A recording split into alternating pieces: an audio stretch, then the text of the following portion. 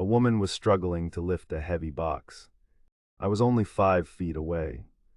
She looked right at me, made direct eye contact, and asked for help. Her voice was strained, desperate. But I didn't move, not a step. I just stood there with a polite smile. Why? Because the day before, my supervisor had looked me straight in the eye and said, "Stick to your own area, don't help outside your section." So I followed orders. And that customer, she left the box, left her cart, and walked straight out of the store. If you've ever been told to stop going the extra mile, only to watch it blow up in your boss's face, then hit that like button and subscribe. Because this story is proof that sometimes the sweetest revenge isn't sabotage. It's obedience, painfully literal obedience. I work in retail, not exactly a dream job. But I've always believed in one simple thing: helping people. If a customer looked confused, I stepped in. Didn't matter if they were looking at TVs and electronics, or frying pans and kitchenware. If they needed help, I gave it. And I was good at it. Customers thanked me, remembered my name, even came back asking for me specifically.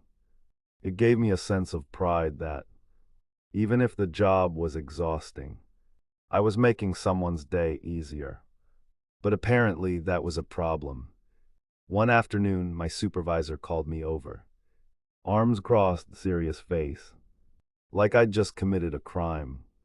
"You need to stay in your assigned area," she said.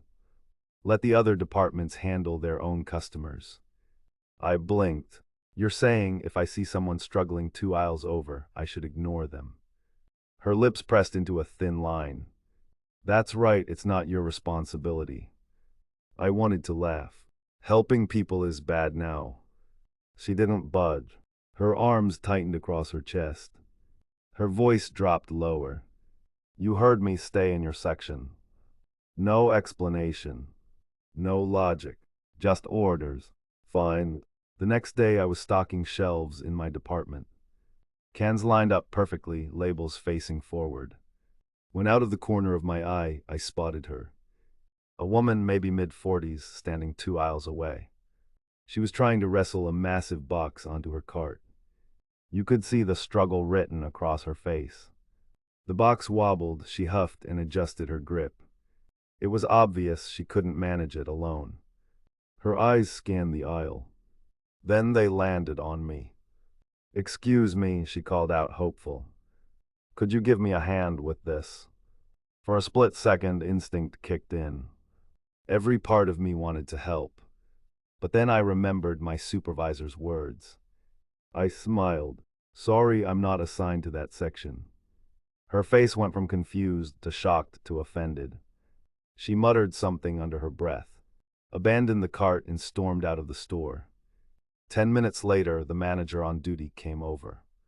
His tone was urgent. "We had a customer leave angry. She said no one helped her." I shrugged. She wasn't in my area. I was following supervisor instructions.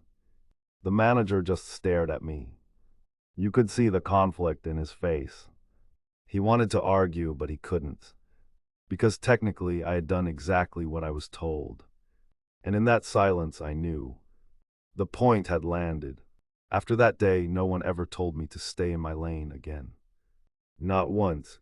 And my supervisor, let's just say she learned a hard lesson about micromanagement. Because when you tie the hands of the people who actually care, the customer doesn't blame the employee. They blame the store. And in retail, that's the one thing management can't afford. So yes, I followed her rule. To the letter. And it cost the store a sale. But the real payoff, it exposed her leadership for what it was: short-sighted and fragile.